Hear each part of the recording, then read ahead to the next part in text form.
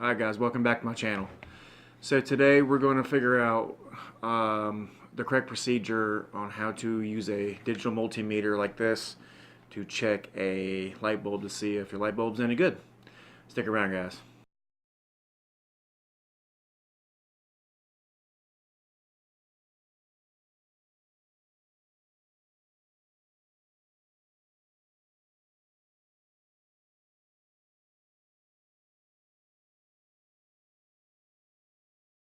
Just a first little introduction about this meter, okay? Not just this meter, but any meter, okay? Now, previous video, I actually had mentioned this Harbor Freight meter, and I'll go ahead and link that right up in there. All I did was mention it, but this is the one that I bought, okay? Now, right now, the battery is dead, as you see.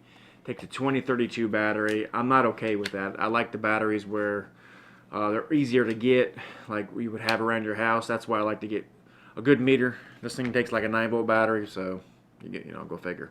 Got these laying around your house pretty much all the time. Okay, so let's go ahead and give a real slight introduction real quick. This is going to be a pretty quick video.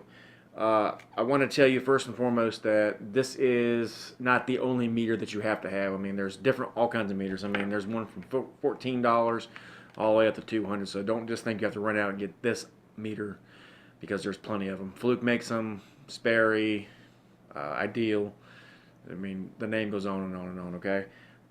Always make sure, even with a good meter, that you always check on a live circuit before you, one that you know is working, okay? Because it only takes a second, and it could save your life. Alright, so what I see a lot of people doing with these meters is not telling why these leads are black and red. So I'm going to go ahead and give you just a real quick introduction, okay? The reason why these are different colors is basically for DC circuits. So if you ever look at your car battery, you'll know one's black and one's red. Black is negative, red's positive.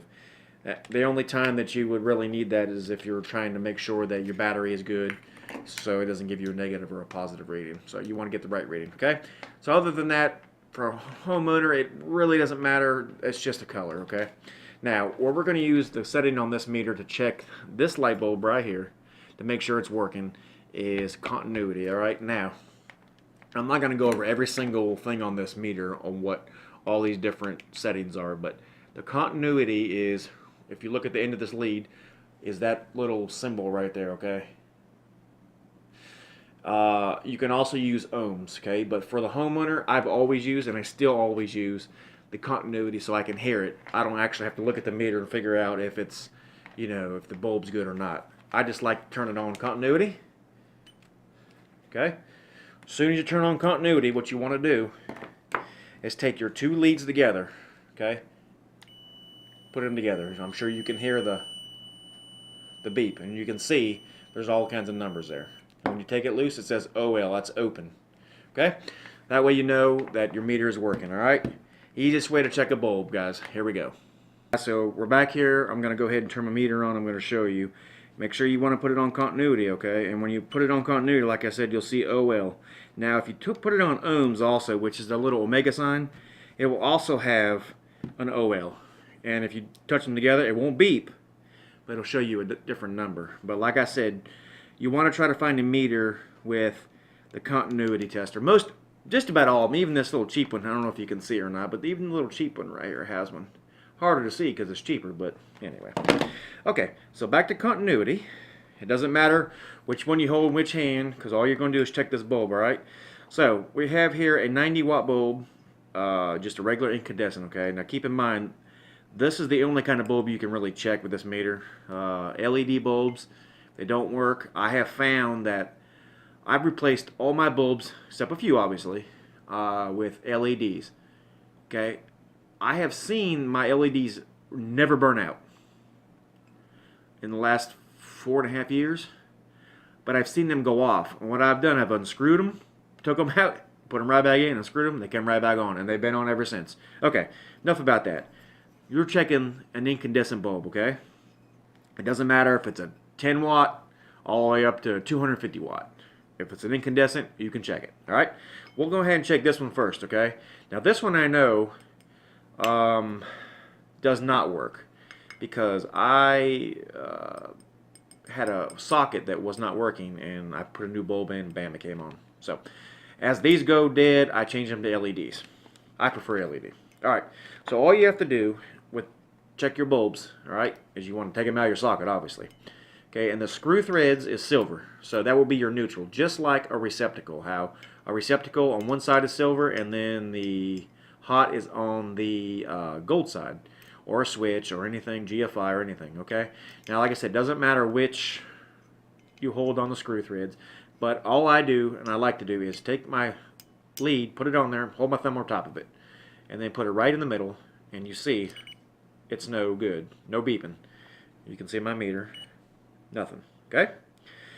Now, to check and make sure that you are getting good, you can go to the other side of the threads, and you can see there's continuity, because obviously it's a piece of metal going all the way around. Okay? Now, if you touch the black, nothing will happen.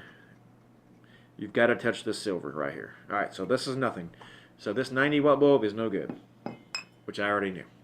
Okay, now just for proof how this doesn't matter what you hold on, which I'm going to put the red on there. I'm going to hold my thumb over the screw, just hold it down tight on it, and I'm going to put my meter right in the middle center of this, or this lead, I'm sorry, right in the center of this, and you see it works. You can touch it pretty much anywhere on the metal, and it will go. Obviously, the black, the insulator, I guess that's what you call it, is not good. You put it on the silver again, and it'll beep through because there's continuity. All right? That's all there is to it. Pretty cut and dry. And if you want to use the ohms, I'll show you. So if you use the ohms, you see it says OL for open. You put it on there, and you get a 10.9.9. That's what you're reading through the filament. Alright guys, that's pretty much it. Pretty cut and dry. Like I said, you can check any incandescent bulb. You can check this little candelabra bulb that's in any chandelier, as long as it's not LED, because you can almost see the filament's still good, so you know it's good. But you can check any bulb that's incandescent, guys. So guys, if you like what you see, like and subscribe. God bless. Leave a comment down below of what you would like to see in the next video, guys. God bless.